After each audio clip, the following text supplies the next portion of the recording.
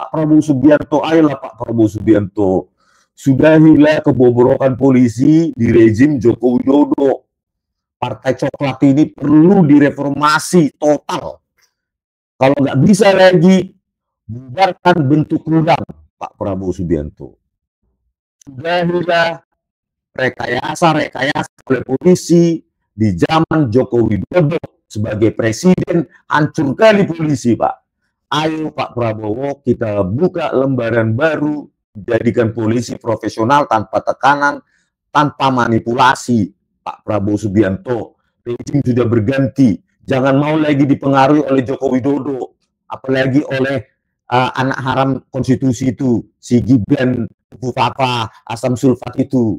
Assalamualaikum warahmatullahi wabarakatuh. Nah, netizen di sosial media X ya lagi menyoroti caption yang ditulis oleh Alifur Rahman. Beliau adalah founder dari Seaword ya, dengan menulis caption calon Kapolri baru inisial R. Nah, apakah ini benar ya bocoran A1 dari Alifur Rahman bahwa akan ada calon Kapolri baru yang inisial R, atau memang hanya dugaan dari Alifur Rahman sendiri ya?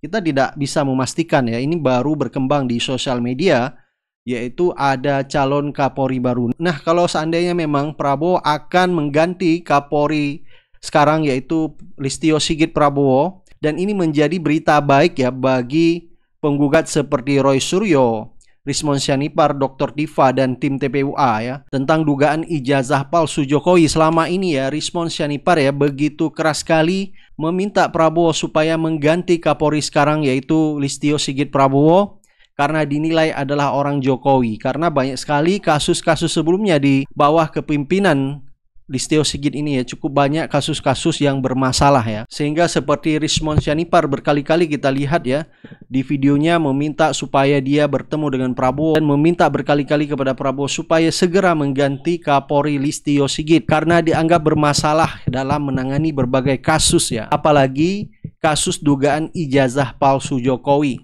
Tapi sepanjang Kapolrinya Listio Sigit Prabowo, ya nggak bisa diharapkan ya. Mikir-mikir kita melaporkan kalau masih Kapolrinya Listio Sigit Prabowo. Nantilah kalau Kapolrinya pilihan Pak Prabowo Subianto ya, kita laporkan manusia-manusia pemanipulasi itu ya. Polisi kerjaannya memanipulasi. Itulah Tito Karnavian, Krisnamurti, Muhammad Nur Al-Azhar.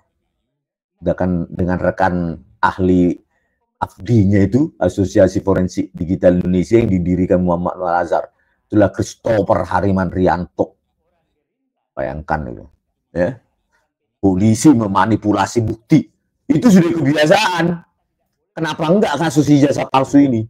Ya. Dengan merebek, merasakan ada cekungan. Simpulkan, nenek-nenek juga bisa melakukan itu. Ya kan memalukan. Mereka sudah bisa menyita bukti kok. Lakukanlah uji forensik, fisika, kimia, digital, dan lain-lain gitu loh. Ini cuma meraba, merasakan, terus bandingkan dengan keterangan pemilik percetakan, selesai, simpulkan, udah, kumpul. Selesai kumpul, yang biar senang Jokowi itu. Kacau itu. Mengaku ahli hebat-hebat. Ya. Direktur Tindak Pidana Umum Bareskrim, ya, nggak bisa dia menunjukkan ijazah Jokowi, langsung pura-pura lah sehari atau berapa hari sebelumnya. Nah, Jokowi bawa pulang biar nggak bisa aku dituntut untuk manalah ijazah aslinya, tunjukkan. Jadi nggak bisa lah dituntut oleh wartawan atau publik untuk menunjukkan ijazah asli Jokowi pada saat konvers karena udah buru-buru dibalikkan katanya. Ya. Katanya analog. Tapi fotokopian yang digital yang ditampilkan. Ya, ngakunya pengacaranya Jokowi, saya pernah lihat. Mana? Gitu loh. Bahkan Dirtipidum aja nggak berani menampilkan ijazah yang bentuk analog tersebut. Gitu loh. Tapi kalau kejahatan lain langsung itu ya. Celana dalam BH aja pun ditunjukkan. Gitu loh. Padahal itu hal-hal privasi. Gitu ya kan. Tapi ini fotokopinya jadi ditampilkan, padahal informasi yang dimuat fotokopi sama saja kan, bukan privasi lagi dong berarti. Tapi kenapa beraninya hanya menampilkan tegak lurus terhadap pengamat atau observer atau penonton itu cuma yang ijazah fotokopi, Di situ saja publik sudah menyimpulkan rasa takut dari Dirtipidum, rasa takut dari Jokowi menampilkan ijazahnya yang diklaim asli, itu sudah disimpulkan publik bahwa ijazahmu palsu. Jadi intinya polisi sudah terbiasa manipulatif. Kasus Jessica Wongso, ya, di metadatanya BAP-nya Muhammad Noel Azhar itu, ya, sejumlah video itu dipakai Iredsoft untuk memanipulasi. Kasus Joshua Huta Barat, manipulasi juga. Kasus KM50 juga, manipulasi juga. Ya, kasus Kanjuruhan, manipulasi juga. Kasus Vina Cirebon, manipulasi juga. Ada ekstraksi SMS. Ya, tidak dipakai oleh polisi untuk rekonstruksi itu. Hasil ekstraksi SMS dari forensik mereka. Bayangkan, hasil forensik tidak dipakai untuk rekonstruksi reka adegan. Kan lucu, padahal ada pemerkosaan bergilir, katanya pemukulan. Tetapi tiba-tiba ada SMS dari almarhum Vina ke temannya Widi di antara rentang waktu yang diduga itu, dan itu tidak dipakai untuk rekonstruksi. Kan kacau ini Pak Prabowo Subianto. Ya. Kasus Vina Cirebon, 6 terpidana masih seumur hidup. Pak Prabowo, mereka menanggung cacat dari kepolisian, manipulasi dari kepolisian ini. Begitu juga 6 laskar FPI dimanipulasi, data CCTV malah justru dihapus di rest area KM50. HP juga saksi dihapus, genangan darah tidak di polis lain, malah dibersihkan oleh polisi. Iya. Terus fiber optik putus 20 jam sebelum kejadian. Kejadian 7 Desember, 6 Desember putus. Tidak ada analisa kenapa putus fiber optiknya. Ini kan kerjaan polisi semua, Pak Prabowo Subianto. Ayolah Pak Prabowo Subianto, sudahilah kebobrokan polisi di rezim Joko Widodo. Partai Coklat ini perlu direformasi total. Kalau nggak bisa lagi, bubarkan bentuk kurang, Pak Prabowo Subianto. Sudahilah rekayasa oleh polisi di zaman Joko Widodo sebagai presiden, hancur kali polisi, Pak. Ayo Pak Prabowo, kita buka lembaran baru, jadikan polisi profesional tanpa tekanan, tanpa manipulasi. Pak Prabowo Subianto, rezim sudah berganti, jangan mau lagi dipengaruhi oleh Joko Widodo, apalagi oleh anak haram konstitusi itu, si Gibran, Fufafa, Asam Sulfat itu. Baik, coba kita baca ya beberapa komentar netizen ya atas postingan dari Alifur Rahman Asyari, yaitu calon Kapolri baru inisial R. Kira-kira siapa gerangan? Mungkin Anda bisa tulis ya di kolom komentar siapa kira-kira Kapolri yang ditulis oleh Alifur Rahman berinisial R ya. Coba kita lihat ya beberapa komentar netizen. Komentar dari Diwiyatno, apa ini ya? Rudi Herianto Adinugroho. Ya, kita tidak tahu ya, ini baru dugaan dari netizen ya. Ada komentar dari Anto MKM, emang punya nyali? Cuma tanya. Jadi maksudnya netizen mempertanyakan apakah Prabowo punya nyali untuk menggantikan Listio Sigit ya. Sudah jelas-jelas orangnya Jokowi ya. Kalau menggantikan Kapolri sama saja ini akan melawan Jokowi ya menurut penilaian netizen. Nah, apakah kira-kira Prabowo berani? Nah, sampai netizen memposting foto harimau atau macan diikat lehernya ya, sama di sini ada gambar ya cowok, yaitu hidungnya panjang. Hidungnya panjang ya, kita sudah bisa menduga siapa lagi kalau bukan Mulyono. Artinya ya di sini bahwa macan yang diikat lehernya masih dikendalikan oleh Mulyono. Nah, sampai netizen mempertanyakan apakah berani Prabowo menggantikan orangnya Mulyono seperti Listio Sigit ya. Ada komentar dari Burhanuddin, emang Prabowo berani menggantikan orang Jokowi? Budi Ari yang jelas-jelas membangkang masih dipertahankan. Ya benar juga apa kata netizen ya. Sekelas Budi Ari aja yang sudah ada dakwaan dari kejaksaan bahwa dia menerima 50% ya dari judi online, tapi sampai sekarang pun belum ada proses terhadap Budi Ari. Bahkan Budi Ari kemarin ya dilaporkan oleh PDIP ya terkait statementnya Budi Ari yang menuduh PDIP, orang yang menuduh dirinya ya tersangkut dalam kasus judi online ini Akhirnya PDIP meminta Budi Ari supaya meminta maaf 1 kali 24 jam, kalau tidak akan dilaporkan ke Barreskrim, yaitu pencemaran nama baik. Ada komentar dari Ahmad Milano, kalau memang benar inisial ini, kalau dilihat dari Prabowo yang suka dengan Adi Makayasa, maka yang dimaksud adalah Kapolda NTT Irjen Pol Rudi Darmoko Sik MSI Adi Makayasa. Jadi netizen menduga kalau benar ya, yaitu Irjen Pol Rudi Darmoko. Nah, karena dianggap bahwa menurut netizen Prabowo suka dengan orang ini. Ada komentar dari Umma. Saya juga berharap sih Pak Prabowo bisa berdaulat dalam memilih Kapolri, tidak ikut campur tangan geng Solo. Bisa sih Pak Prabowo tunjukkan bahwa Bapak bukan boneka geng Solo. Biar kami rakyat percaya Bapak punya powerful sebagai presiden. Nah, dugaan netizen selama ini Prabowo disetir oleh Jokowi, dikendalikan oleh Jokowi, perlihatkan ya actionnya ya. Jangan hanya omon-omon saja. Kalau memang Prabowo tidak disetir oleh Jokowi, ya lakukan pergantian Kapolri. Ada komentar dari Danang Febriyadi, Kapolri dan Panglima TNI bakal diganti, setelah itu menteri-menteri yang korup dan kontraproduktif satu persatu diganti juga. Pertanyaannya, benarkah? Nah, ini menjadi pertanyaan netizen. Jangan sampai ini hanya isu saja ya, hanya omon-omon, atau bisa dibilang ya ho aja ya. Jadi bisa saja Alifur Rahman ya hanya dugaan dia sendiri aja, jadi bukan memang info A1. Tetapi kalau ini benar ya, netizen berharap jangan hanya Kapolri saja, sekaligus juga Panglima TNI, orangnya Jokowi, dan juga orang-orang Jokowi di kabinet Prabowo harus segera diganti. Nah, ini ada pengakuan dan bocoran dari Said Didu ya tentang perkembangan politik pemerintah Prabowo, di mana Prabowo sekarang sudah mulai unjuk gigi, yaitu pelan-pelan akan menghabisi orang Jokowi ya di pemerintah Prabowo. Jadi menurut Said Didu ya, setiap ada gerakan mahasiswa melakukan aksi demonstrasi meminta oligarki atau Fufafa diturunkan, maka langsung ditangkap orang-orang yang menyuarakan Gibran diturunkan. Tetapi giliran ada mahasiswa yang menyuarakan ya supaya Prabowo diturunkan, nah tidak ada pun yang ditangkap. Sehingga ini menjadi pertanyaan, apakah di balik aksi mahasiswa meminta Prabowo diturunkan, apakah di belakangnya ditunggangi oligarki? Baik, untuk lebih jelas langsung saja kita simak pernyataan dari Said Didu ya. Beliau adalah mantan sekretaris BUMN.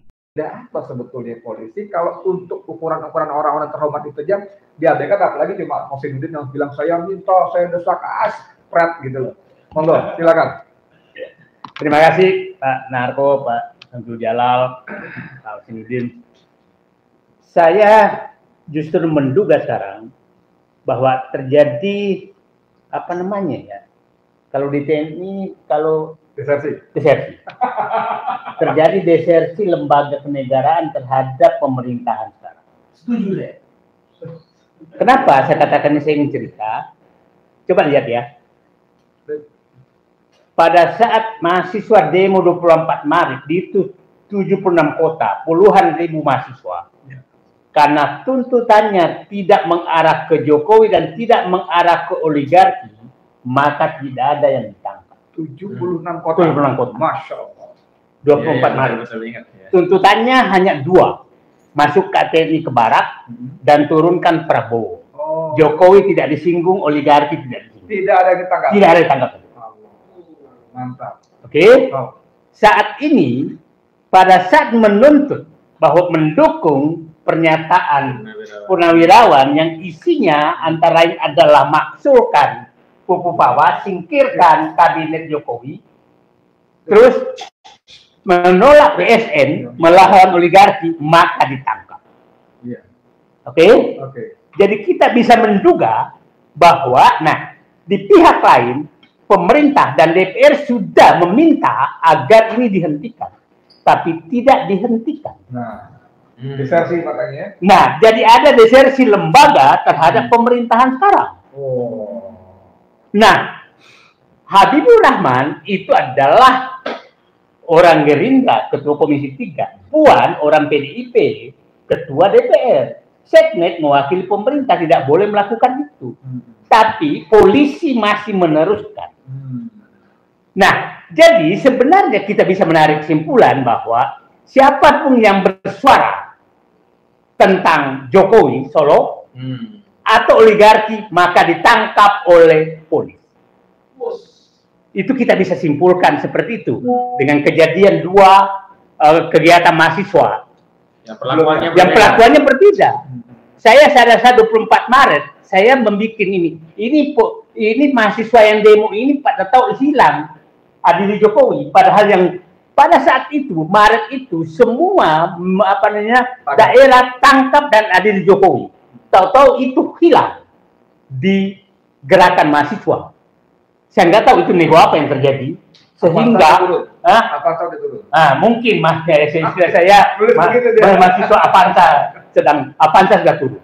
Nah, saya itu mahasiswa banyak yang marah ke saya karena bayangkan saat itu bisa membuat demo di Sukabumi, itu pekerjaan kita yang demonstran susah banget bikin demo di Sukabumi. Banjarnegara yang ribuan mahasiswa turun. Nah, ini mahasiswa pada saat mulai menyuarakan melawan oligarki dan menyinggung Solo, langsung ditangkap. Artinya, kita bisa mengambil kesimpulan dong bahwa polisi juga kendali dua. Jadi kalau Mas Yedi tadi menyatakan geng SOP, Solo oligarki pacok, ini fakta bisa dinyatakan fakta bahwa memang itu masih menyatu. Sehingga siapapun menyuarakan tentang Solo, mengkritik tentang Solo, mengkritik tentang oligarki, maka siap-siap ditangkap. Nah, itu kira-kira tidak bisa dibantah, karena itu faktanya dua demo yang sangat besar. Nah, demo yang ini kan kecil, hanya beberapa kota. Demo sangat besar, 76 kota, puluhan ribu mahasiswa, bakar-bakaran di Malang. Tidak ada yang ditangkap, karena tidak sama sekali menyinggung tentang Solo dan oligarki. Oke, jadi saya menyatakan kepada lembaga yang desersi terhadap pemerintah ini, Prabowo harus mengambil tindakan yang sangat tegas karena sudah membahayakan negara dan rakyat. Itu menurut saya sudah sangat membahayakan. Coba pada saat mereka menuntut TNI masuk Barak, aman tuh. Pada saat dia menuntut Prabowo turun, aman tuh. Tapi coba tuntut Gibran turun, langsung ditangkap. Ya kan? Menyinggung sedikit PS dan oligarki, ditangkap. Kan kira-kira itu fakta, nggak bisa kita ini kan. Dan ini menyambung Bung Edi tadi, saya menduga ini ada kaitan dengan langkah Prabowo sekarang memakan bubur panas Solo. Bagian tengahnya. Bubur panas. Nah, saya kan sering dulu katakan, Pak Prabowo sedang memakan 3 bubur panas. Mangkok bubur panas politik, ekonomi, dan hukum. Sepertinya Pak Prabowo sekarang menggabungkan 3 bubur itu ke dalam satu mangkok yang dikasih mangkok bubur panas Solo. Oke? Nah, sekarang apa yang terjadi? Orang-orang yang dekat Solo itu sedang ini oleh Kejaksaan Agung. Ya, itulah pentingnya kenapa TNI harus menjaga Kejaksaan Agung. Mulai Sritex, kemudian judi online, Budi Ari, kita tahu. Kemudian sekarang kemarin Nabil Makarim, kita tahu dia geng Solo juga. Saya baru baca ini sekarang adalah KPK udah menyita orang-orang yang korupsi bansos, bampres, bansos presiden. Artinya ini menunjukkan, siapapun mengganggu Solo, kami akan bela. Nah, saya pikir itu imbangan yang sedang dilakukan karena Pak Prabowo sedang memakan bubur panas Solo dari tengah. Nah, ini kira-kira yang sedang terjadi. Jadi bagi adik-adik mahasiswa yang sedang berjuang menyuarakan agar Prabowo bebas dari Solo dan oligarki, kalian adalah pahlawan. Kalian adalah pahlawan, dan saya sebagai pribadi, sebagai ini aktif belakangan karena saya 30 tahun dalam pemerintahan. Tapi sebelumnya langganan, dulu kan anak sekolah ditahannya di Kodim, Pak. Jadi saya langganan tahanan Kodim. Kodim. Saya ini bekas batu laras semua. Nah ya, ada belum. Sebelumnya. Jadi bukan di polisi, di Kodim kita ditahan di sepatu laras semua. Nah, jadi saya ulangi lagi bahwa penangkapan mahasiswa yang menyuarakan mendukung pernyataan pensiunan jenderal yang jelas-jelas Pak Prabowo sepaham. Faktanya di saat di saat acara PPAD yang awalnya dirancang untuk panggungnya Solo, diubah oleh Prabowo menjadi panggungnya orang-orang yang nasionalis tulen, cinta negara, sehingga di mejanya hanya 4 orang, Tri Sutrisno, Prabowo, Sapri Samsudin, dan Sultan Hamengkubuwono, para penjilat-penjilat di meja lain. Di meja lain. Itu artinya Prabowo sudah menunjukkan, aku memilih teman seperjuangan yang cinta NKRI. Kalian penjilat agak jauh dulu. Ya, kira-kira, nah itu semua menimbulkan reaksi oleh Solo. Nah, oleh Solo dengan lembaga desersi tadi menunjukkan giginya kami masih dibela oleh mereka. Jadi saya mengingatkan kepada ini bahwa ini semakin hari semakin kelihatan bahwa Solo masih mencoba mengganggu terus pemerintahan Prabowo, dan saya yakin Prabowo tidak akan diam menghadapi ini, dan dengan strategi dia akan melakukan pembersihan terhadap gerakan-gerakan anasir yang dikerunikan dari Solo untuk merongrong pemerintahan Prabowo. Itu dugaan saya. Kenapa saya nyatakan demikian? Karena Pak Prabowo sekarang betul-betul meninggikan kejaksaan, dan sekarang hampir semua korupsi yang ini adalah korupsi yang terkait dekat dengan Solo. Yang saya masih tanda tanya adalah kenapa Jaksa Agung belum mengusut tentang korupsi Pertamina yang saya paham betul bahwa ini adalah pemainnya para oligarki. Nah, jadi Pak Prabowo sekarang sepertinya Solo sudah disentuh bubur panas oligarki yang masih agak keteter. Tapi Pak Prabowo, saya katakan pendukung Bapak itu ada pendukung 24 karat, ada pendukung emas imitasi. Nah, yang sekarang ada di dalam Bapak itu adalah pendukung emas imitasi. Dan seluruh yang memaki-maki Bapak, sejak dulu contoh aja lah, siapa Menteri Kehutanan? Raja Juli. Coba baca Twitternya, maki-makinya seperti apa. Coba baca pernyataannya Pak Luhut, pernyataannya Hendro Agung Gumelar, pernyataannya yang lain-lain. Sementara pendukung 24 karatnya Pak Narko, Pak Samsul Jalal, Pak Soeharto, itu seakan-akan, dan mereka semua dikasih karpet merah. Jadi juru maki yang jadi pejabat, yang pendukung 24 karat adalah seakan-akan disingkirkan. Nah, saya pikir Prabowo akan simbol bahwa dia sudah kembali adalah pada saat pertemuan PPAD yang lebih condong bersatu meja dengan orang yang mencintai NKRI daripada hanya juru penjilat setiap periode. Itu saya berharap Prabowo menunjukkan itu dan bersihkan segera lembaga yang melakukan desersi terhadap pemerintahan. Oke, terima kasih. Assalamualaikum warahmatullahi wabarakatuh.